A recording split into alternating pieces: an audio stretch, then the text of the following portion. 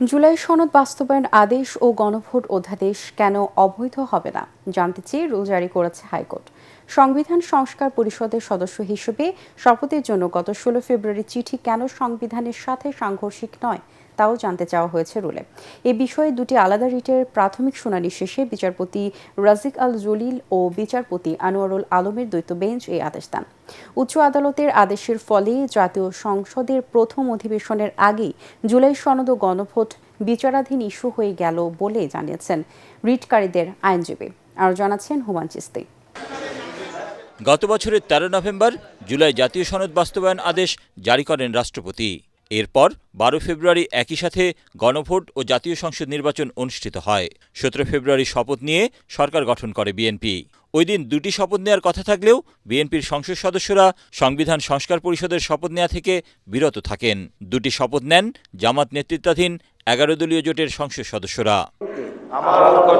সংবিধানের 93 অনুচ্ছেদ অনুযায়ী রাষ্ট্রপতি জুলাই সনদ বাস্তবায়ন আদেশ ও গণভোট অধ্যাদেশ জারি করতে পারেন না এমন যুক্তিতে রিট করেন সুপ্রিম কোর্টের দুই আইনজীবী।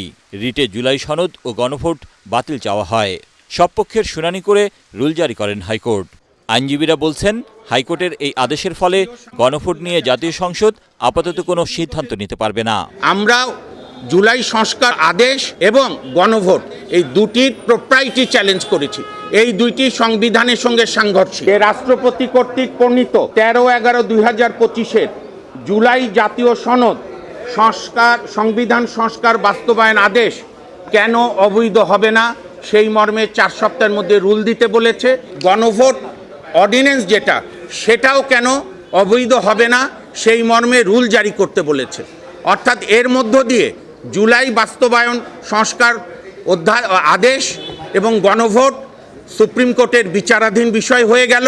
জামাতের আইনজীবী বলেন, জুলাই সনদ বাস্তবায়ন আদেশ ও গণভোট বাতিল হলে জাতীয় সংসদ নির্বাচন নিয়েও প্রশ্ন উঠবে। রাজনৈতিক ইস্যুকে আদালতের কাঁধে চাপিয়ে দেয়া ভালো নজির হবে না বলেও মন্তব্য করেন তিনি। অতীতেও আদালতের সাবজেক্ট ম্যাটার বানানো হয়েছে যে সমস্ত বিষয়কে, যেগুলো রাজনৈতিকভাবে সেটেল করার বিষয় ছিল, তার কোনোটারই ভালো ফলাফল আমরা দেখতে পাই না।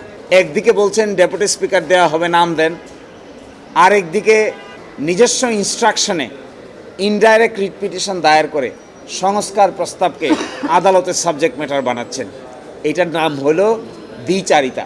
আগামী 4 সপ্তাহের মধ্যে সংশ্লিষ্টদের রুলের জবাব দিতে বলা হয়েছে। রুলের উপর শুনানি শেষে গণভোট ও জুলাই সনদ নিয়ে চূড়ান্ত রায় দেবেন হাইকোর্ট। হুমায়ুন চিস্তি, এটিএন বাংলা, ঢাকা।